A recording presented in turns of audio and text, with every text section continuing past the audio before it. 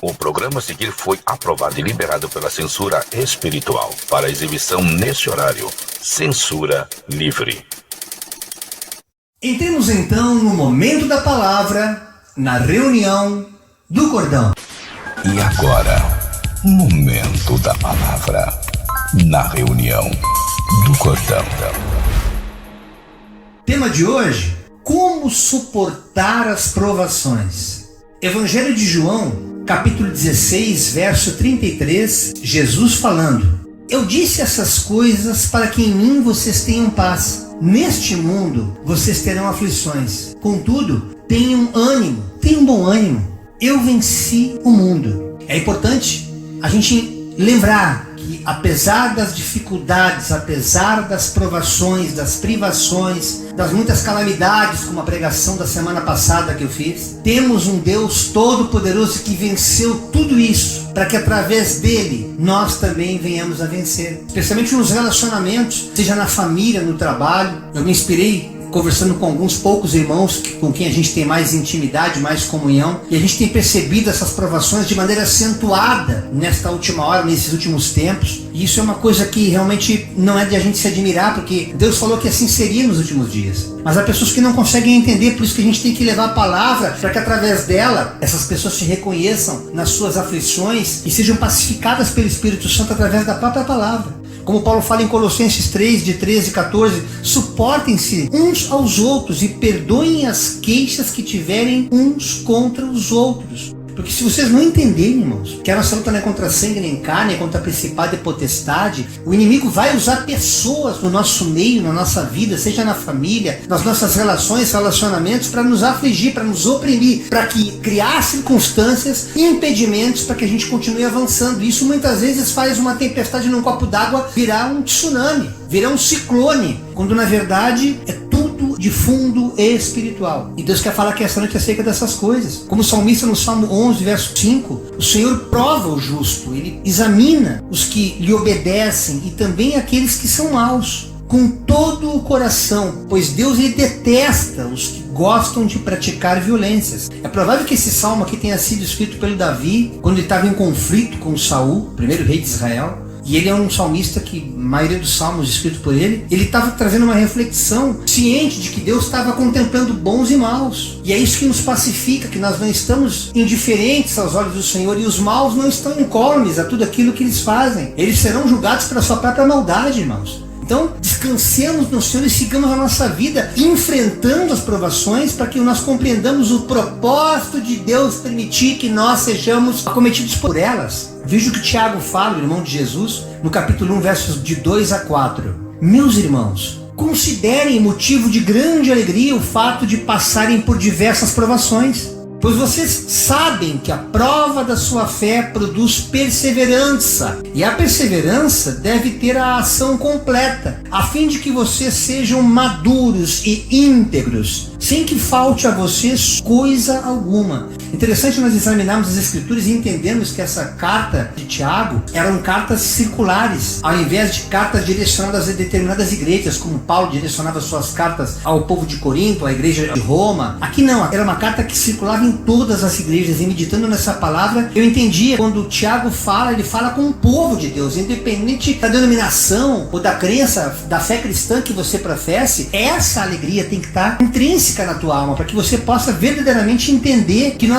deveremos passar por essas diversas aflições. Elas fazem parte desse processo que Deus permite que a igreja passe, para que ela possa crescer, para que ela possa amadurecer. O mesmo Tiago, no capítulo 1, verso 12, nos diz: feliz é o homem que persevera na provação, porque depois de aprovado, receberá a coroa da vida que Deus prometeu aos que o amam. Há um prêmio, irmãos. Há um prêmio reservado para a igreja, para a vitoriosa igreja. Não importa como nós comecemos a caminhada, o que importa é como nós vamos terminá-la, como nós vamos concluí-la. Por isso que, por mais que a gente esteja patinando, há muitos que pensam que o fato de não estarem participando de um corpo, estão vivendo dissolutamente o evangelho, muitas vezes distantes da palavra, praticam o bem, mas não se voltam para Deus, não são igreja, não procuram viver essa salvação e levar as pessoas à consciência dessa salvação, para que outras possam ser alcançadas nessa esperança e tenham suas vidas pacificadas. boas. Não é só a prática do bem que vai fazer com que esse evangelho se dissemine, mas verdadeiramente essa felicidade no meio da provação é que vai fazer de você uma testemunha aos olhos daqueles que não estão entendendo. Mas como é que pode? O mundo está desabando, ele está em paz. Como é que essa pessoa consegue ter esse equilíbrio, essa equidade? Se está tudo mal, eu estou vendo, eu sei da vida dele, no trabalho dele, na família dele, no casamento dele. E como é que esse ser consegue ter esse equilíbrio? É a partir daí que você consegue ter a oportunidade de falar do amor de Deus para essas pessoas necessitadas desse evangelho. Assim como Paulo em Romanos, no capítulo 8, verso 28, sabemos que todas as coisas cooperam para o bem daqueles que amam a Deus, daqueles que são chamados segundo o seu propósito.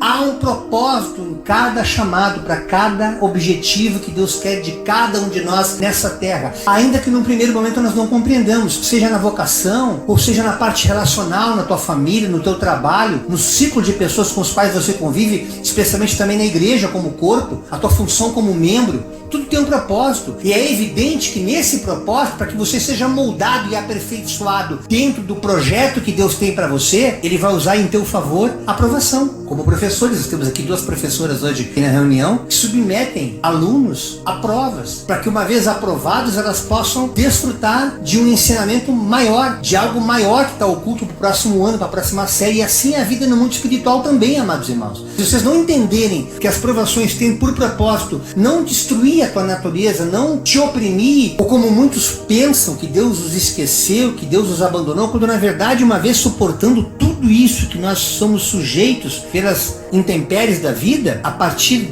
desse resistir, desse suportar, é que a nossa natureza é aperfeiçoada. O salmista, no Salmo 66, versos de 10 a 12, que é um salmo de gratidão, nós não sabemos exatamente quem é o escritor desses salmos, mas o que importa aqui é o conteúdo do mesmo. Quando ele escreve: ó Deus, Tu nos puseste à prova, como a prata é provada pelo fogo, assim nos provaste. Tu nos deixaste cair numa armadilha e colocaste cargas pesadas nas nossas costas. Deixaste que os nossos inimigos nos pisassem. Passamos pelo fogo e pela água, mas agora nos trouxeste para um lugar seguro. É tremendo quando eu meditava nessa palavra, eu lembrava do profeta Isaías no capítulo 43, verso 2, que ele nos diz na sua palavra: ainda que nós passemos pelas águas, as águas não nos submergirão, não nos afogarão, o fogo não nos queimará, mas ele permite que nós passemos essas calamidades, essas provações, para que através delas nós consigamos amadurecer espiritualmente e relativizar aquilo que a gente tem como minha vida, meu lugar aqui nessa terra, meu papel nessa existência. Esse é o propósito, e o salmista entendeu isso, a ponto de ele agradecer que depois de ter passado por tudo isso, ele pôde desfrutar. Como o povo que foi liberto no Egito, o povo de Israel, em Deuteronômio capítulo 8, verso 2, Moisés escreve: lembrem-se de como o Senhor seu Deus os guiou pelo deserto esses 40 anos, humilhando-os e pondo-os à prova, provando o seu caráter, para ver se vocês obedeceriam ou não aos seus mandamentos. Observe que Deus colocou eles em provação, e estudiosos da palavra, conhecedores profundos, sabem que aquele território, aquela geografia, aquela travessia daquele deserto tinha uma distância não mais do que 200 quilômetros. Distância essa que poderia ser percorrida em 40 dias. E por murmuração, por desobediência a Deus, Deus permitiu que eles permanecessem 40 anos. Existem provações e Deus quer que nós passemos. Eu vivenciei com a minha esposa algumas delas aqui, e aquilo que poderia ter durado muito mais tempo,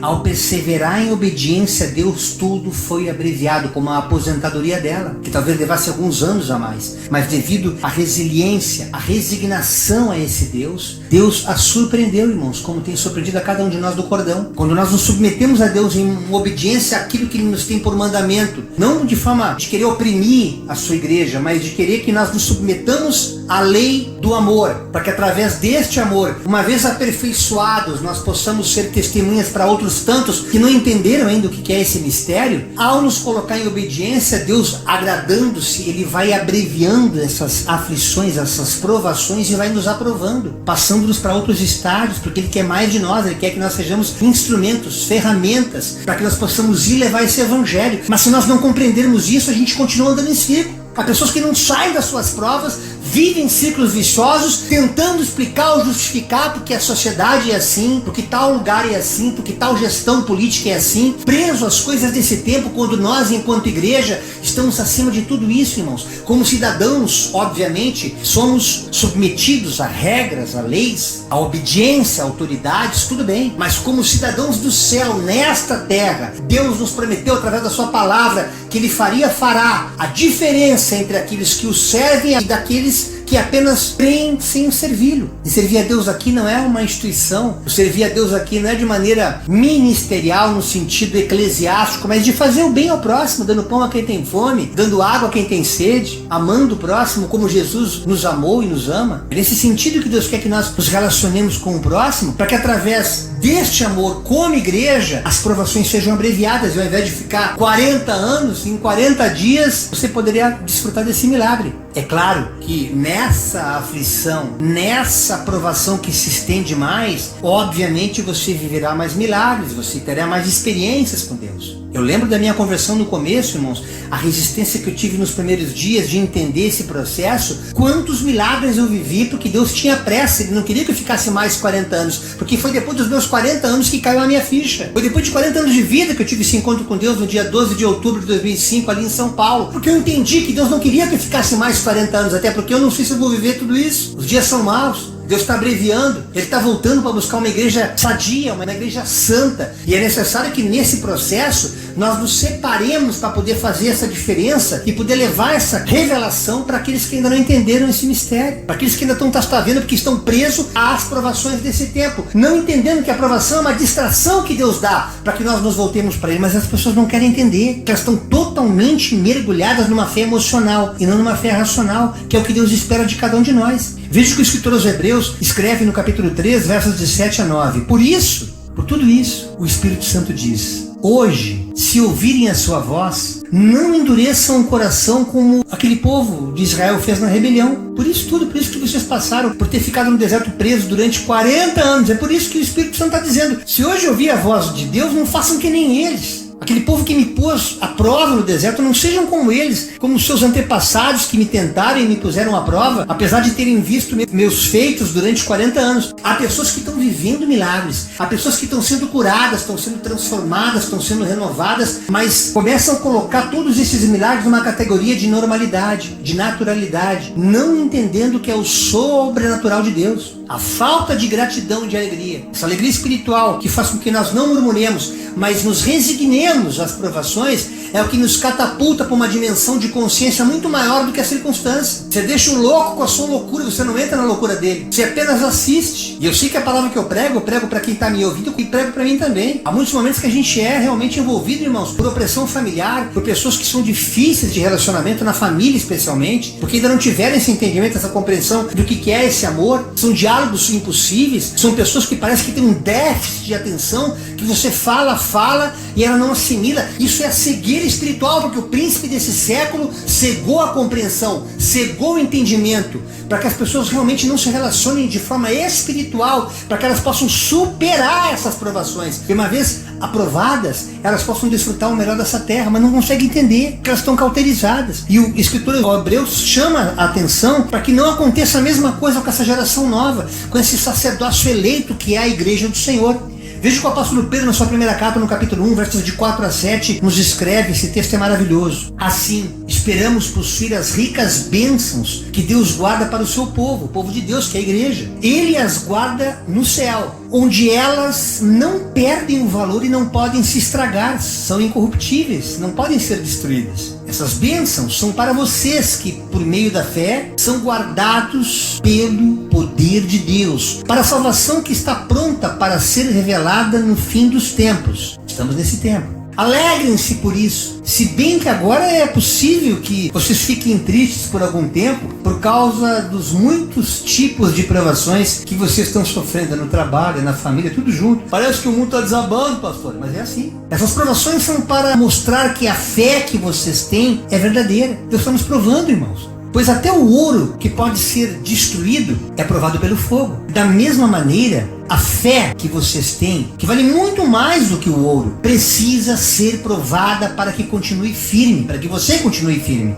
E assim vocês receberão aprovação, glória e honra no dia em que Jesus Cristo for revelado. Entenda que tudo isso é mistério de Deus, é para quem crê. São bênçãos que serão reveladas no mundo espiritual, mas entenda também que tudo isso pode ser vivenciado a partir de já. O evangelho que Deus quer que nós pratiquemos não é algo futuro apenas para ser desfrutados na vida vindoura, mas desde já. Como o próprio Isaías no capítulo 1, verso 19 nos diz, se vocês forem humildes e obedecerem a Deus, vocês comerão, desfrutarão o melhor que essa terra produzir. Mas não nos apeguemos a nada disso. O problema é que as pessoas estão agarradas, orando a Deus para que tenham tesouros do céu, mas cavando tesouros aqui na terra e não conseguem desfrutar da paz que excede a compreensão, porque essa paz ela é espiritual, ela é celestial, ela não é terrena. E aí o ser humano fica naquela confusão. Por que eu estou vivendo essa opressão? Se eu creio em Jesus, se eu já vivi em milagres, se eu creio na palavra, por que eu ainda estou me relacionando emocionalmente? É porque vocês não entenderam ainda que vocês têm que desligar desta opressão que te oprime, a ponto de ela tirar o foco da tua maneira de orar, da tua maneira de se relacionar com Deus. Você pode observar que quando a opressão, quando a provação vai tomando conta da tua mente, uma área vai invadindo a outra. Se é no teu trabalho, a tua família já fica comprometida. Se é na tua família, isso reflete no teu trabalho, porque você vai chamando o abismo acima de abismo, um abismo chama outro abismo, e você não consegue mais ter a paz. É disso que a gente muitas vezes luta aqui em família, tentando acalmar as pessoas, acalmar os temporais, porque é necessário que tudo isso aconteça, mas a gente não tem que se escandalizar.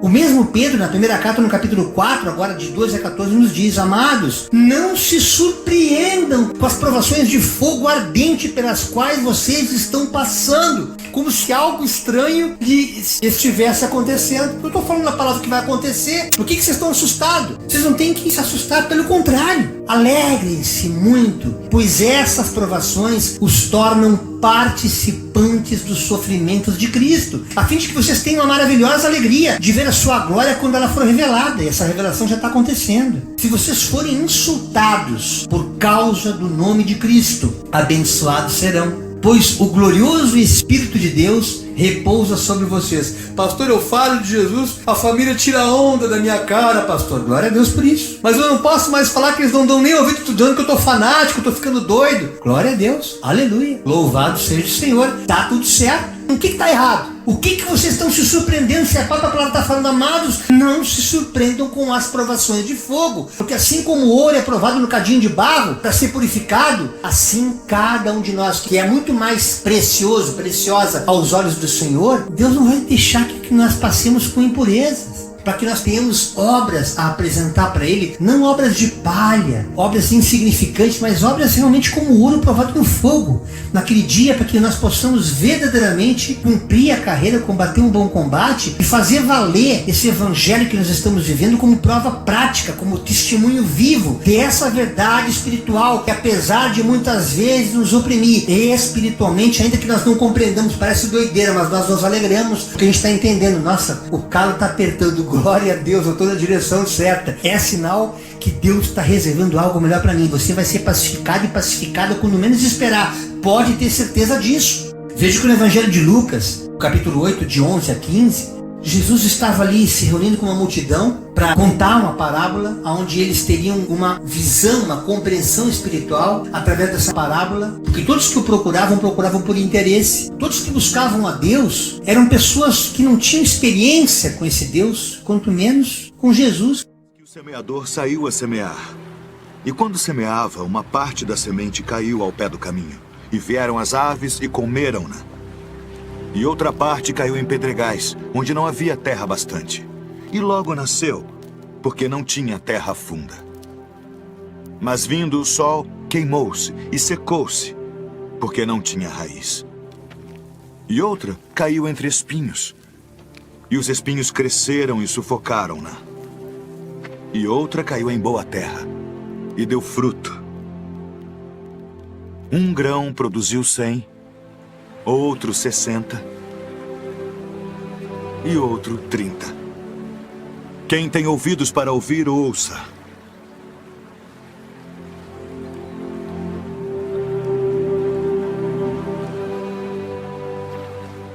Por que lhes falas por parábolas? Porque a vós é dado conhecer os mistérios do reino dos céus. mas a eles não é dado.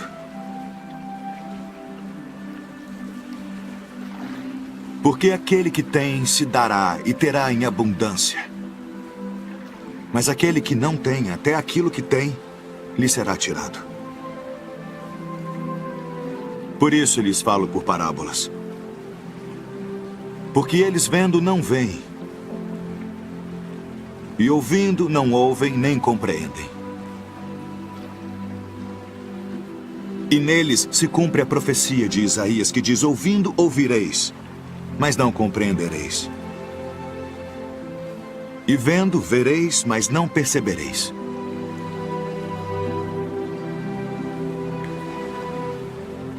Porque o coração deste povo está endurecido, e ouviram de mau grado com seus ouvidos,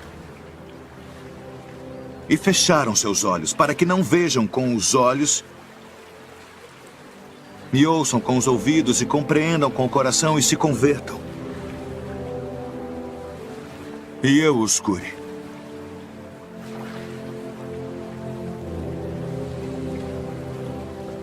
Mas bem-aventurados os vossos olhos, porque veem,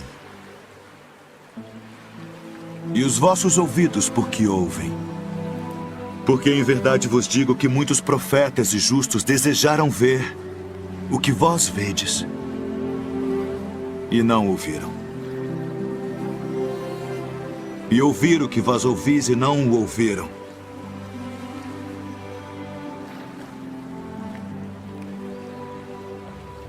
Escutai vós, pois, a parábola do semeador. Ouvindo alguém a palavra do reino, e não a entendendo, vem o maligno e arrebata o que foi semeado no seu coração. Este é o que foi semeado ao pé do caminho. O que foi semeado em pedregais é o que ouve a palavra e logo a recebe com alegria. Mas como não tem raiz em si mesmo, antes é de pouca duração, e chegada a angústia e a perseguição por causa da palavra, logo se ofende.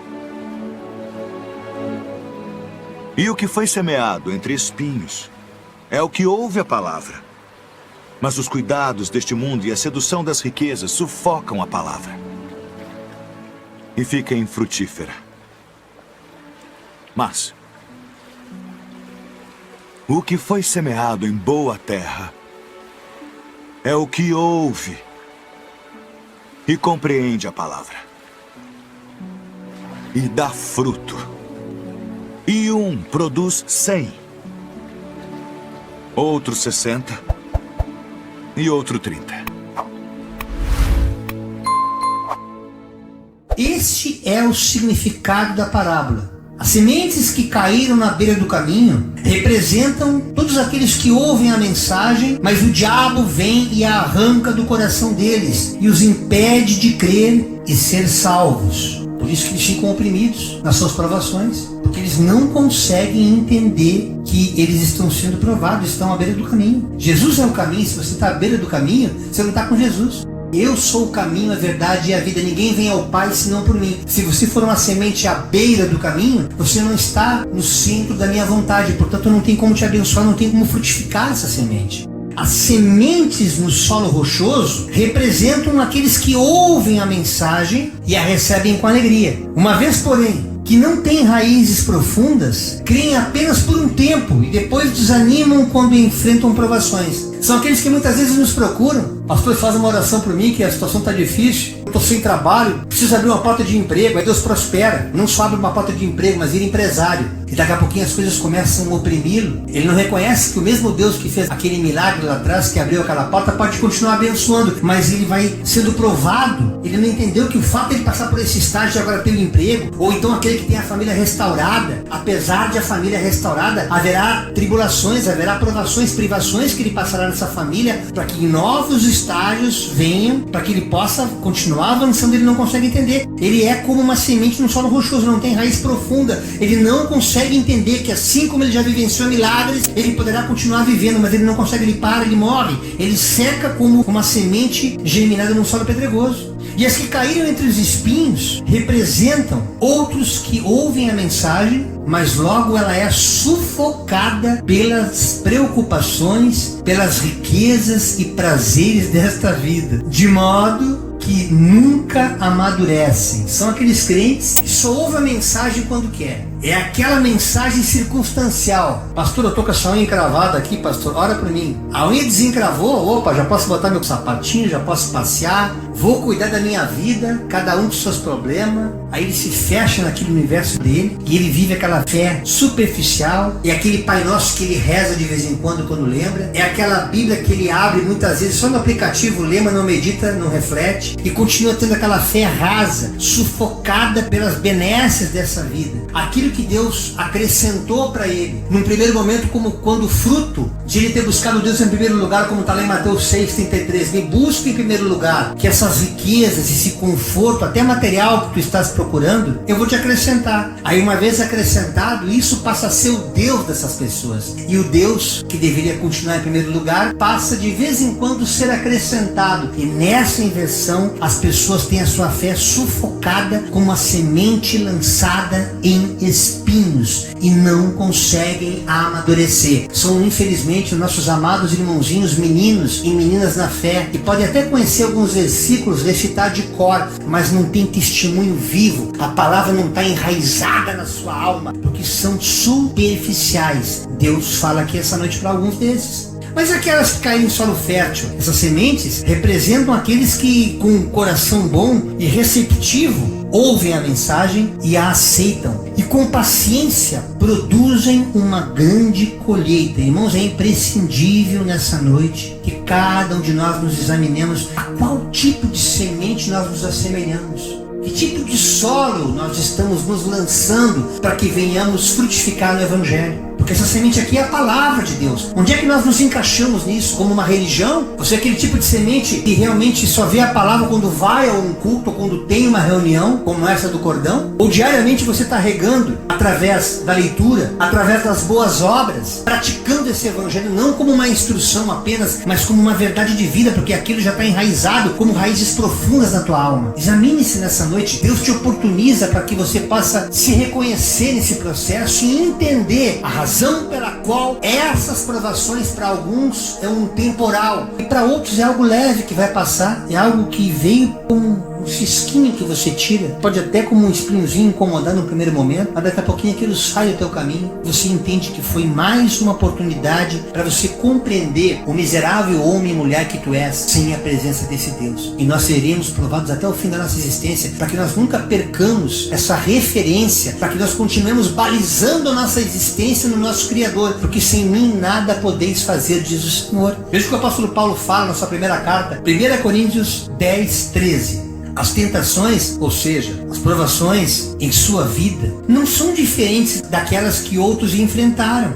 Deus é fiel e Ele não permitirá tentações maiores do que vocês podem suportar. Quando vocês forem tentados, Ele mostrará uma saída para que vocês consigam resistir. Entendem, irmãos, que Deus, Ele sempre vai nos dar uma saída. Eu já tive muitas experiências com alguns irmãos do cordão, que nos procurando, muitas vezes, em aconselhamentos, a gente não sabe nem o que vai dizer, porque há coisas, há processos, que Deus realmente quer que a pessoa tenha uma experiência e encontre aquele caminho. Mas muitas vezes ela está tão oprimida, que a gente, em espírito de oração, pede Senhor, nos dá uma palavra, para que através dessa palavra essa pessoa se encontre, ela encontre uma saída. E a partir do momento de uma palavra, como teve irmãos, exemplos práticos de não conseguir entender como é que se desenrolariam em processos familiares ou profissionais, e daqui a pouquinho vem aquela intuição, meu Deus, como é que eu não pensei nisso? Sem se dar conta que esse pensar nisso, na verdade, não é um pensamento, mas é uma revelação, é uma forma de Deus demonstrar para ela uma alternativa, uma saída para aquele problema, para aquela tentação, para aquela provação,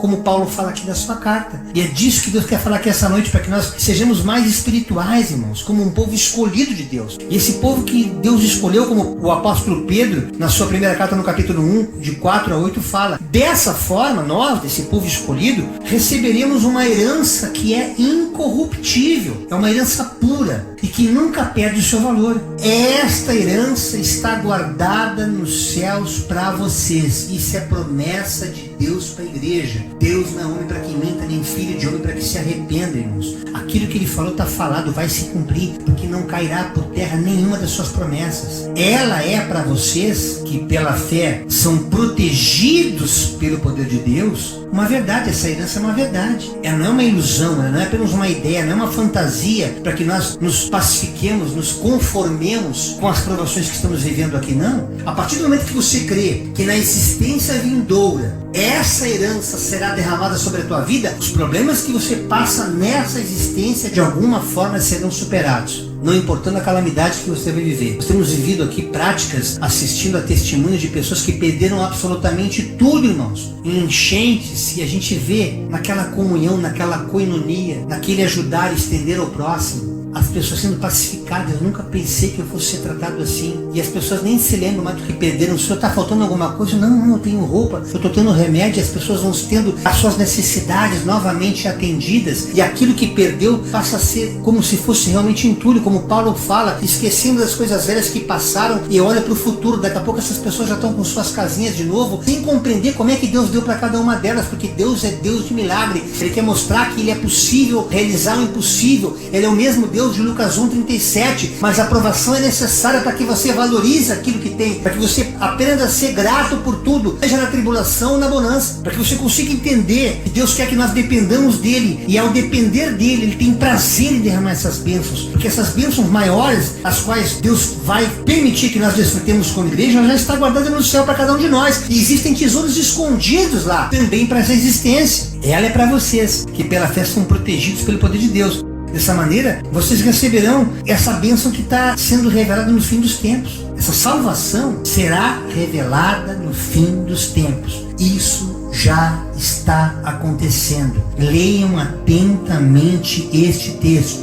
Isso faz com que vocês fiquem alegres, apesar de ser necessário que no presente, por um breve tempo, fiquem tristes por causa dos vários tipos de provações. Irmãos, isso aqui pode parecer loucura para alguns, mas houve muitas provações que eu e a pastora passamos, que você fica esnucado, você não vê saída, e de repente, sem mesmo lembrar desse texto, essa palavra já está guardada no meu coração. Vem uma alegria que me pacifica. Meus filhos, eu tenho um pressentimento de que alguma coisa boa vai acontecer. E daqui a pouco Deus começa a dar sinais, e coisas boas começam de fato a acontecer no meio da provação, no meio da tragédia, no meio da calamidade. E você vai vendo a misericórdia de Deus se derramando. Você vai sendo pacificado no meio da tragédia, para que você consiga entender que Deus está nesse processo. Deus quer que nós nos alegremos, porque essa alegria da qual Ele fala é uma alegria espiritual. Não é uma alegria natural, é uma alegria sobrenatural. E aí Deus fala que essas dificuldades são necessárias para provar o valor da fé de vocês, pois até o ouro que perece é provado pelo fogo. Assim, a fé que vocês têm, que vale muito mais do que o ouro, precisa ser provada. Não tem como escapar disso. Ninguém fica incólume, tem que passar pela provação. Não tem como. Se ela continuar firme, isso lhes trará louvor, glória e honra quando Jesus Cristo voltar. Vocês o amam, apesar de nunca o terem visto, e creem nele, apesar de não poderem vê-lo agora. Vocês estão cheios de uma alegria radiante que não pode ser descrita com palavras, porque essa alegria espiritual, como foi escrita pelo profeta Neemias, ali no capítulo 8, versos 10, a parte B: sejam alegres, não se entristeçam, porque a alegria do Senhor é a nossa força. A alegria do Senhor é que nos fortalece. É essa alegria que faz você ficar inconformado com essas coisas desse tempo, que você se levanta em oração, você começa a repreender no mundo espiritual, porque sabe e entende que a nossa luta não é contra a circunstância. Essa aprovação é apenas uma oportunidade, e você vai vindo nessas oportunidades situações, circunstâncias que vão contribuindo para o teu crescimento espiritual, porque você já entendeu que Paulo falou que todas as coisas cooperam, contribuem para o bem daqueles que amam a Deus. Mas a aprovação, ninguém fica incólume, ninguém sai, ninguém escapa disso. E eu encerro essa breve ministração na carta de Paulo aos Tessalonicenses, no capítulo 5, versículos 16 a 20. Estejam sempre alegres, não interessando, não importando a tua aprovação. Orem sempre e sejam agradecidos a Deus em todas as ocasiões. Isso é o que Deus quer de vocês. por estarem unidos com Cristo Jesus. Não atrapalhe a ação do Espírito Santo. Não desprezem as profecias, coisa mais maravilhosa que coisa tremenda. Deus está dizendo, não atrapalhe o que eu estou fazendo na tua vida. Não fica atrapalhando a maneira que eu, na minha soberania, decidi te moldar. Não atrapalha o meu mover no teu ser, para que o teu existir seja mais profundo, seja mais relevante e tudo mais seja relativizado a partir de mim, para que outros vejam na tua vida a possibilidade de eles também, assim como você e eu, termos todos uma aliança com Deus e nos tornarmos corpo, nos tornarmos igreja, para que nós desfrutemos dessa glória eterna. Portanto, irmãos, as provações, as privações, assim como as calamidades, elas fazem parte desse processo de aperfeiçoamento, esse processo salvífico ao qual a igreja está destinada a viver. Não tem para onde correr. É importante que nós busquemos Deus nessa hora de todo o nosso coração, para que nesse tempo de opressão, nesse tempo do fim, nós possamos verdadeiramente entender, discernir as coisas que estão acontecendo, não apenas no campo espiritual, mas no campo terreno. Você está vendo a natureza se levantando como tragédia anunciada por todo o mal que o ser humano fez, e assim no mundo espiritual. As boas obras, assim como as más obras, receberão cada qual em momento oportuno o seu fruto. A sua colheita virá. Tudo aquilo que o homem plantar, isso ele ceifará. Não tenha dúvida disso, toda ação tem uma reação, como a própria lei da física nos ensina. E assim no mundo espiritual é a mesma coisa. Deus quer que nós aprendamos a partir desse tempo, a partir dessa ministração, que suportar as provações faz parte do processo que a igreja tem que ser submetida, mas para isso ela precisa buscar a alegria do Senhor, orando sem cessar, buscando andar nessa comunhão, nesse congregar. Por isso que sozinhos nós não conseguimos. Deus quer que nós sejamos verdadeiramente um cordão de 3 dobras, para que juntos possamos um ajudar o outro. Eu orando por você, você orando por mim, e nós juntos em oração apresentando a Deus as nossas necessidades, Deus respondendo a cada um de nós segundo as nossas necessidades, permitindo que cada um de nós sejamos provados segundo a sua soberania, cada qual na sua aprovação, para que uma vez aprovados, não recebamos apenas a coroa da glória que está destinada a cada um de nós após a nossa ressurreição, mas que nesse tempo ainda, peregrinos dessa existência, possamos, como o próprio profeta Isaías nos disse, desfrutar o melhor desta terra, buscando Deus em primeiro lugar e tendo as bênçãos acrescentadas em meio ou apesar das muitas provações. Esta é a ministração que Deus colocou no meu coração neste dia 27 de setembro, primavera de 2023, na reunião do Cordão.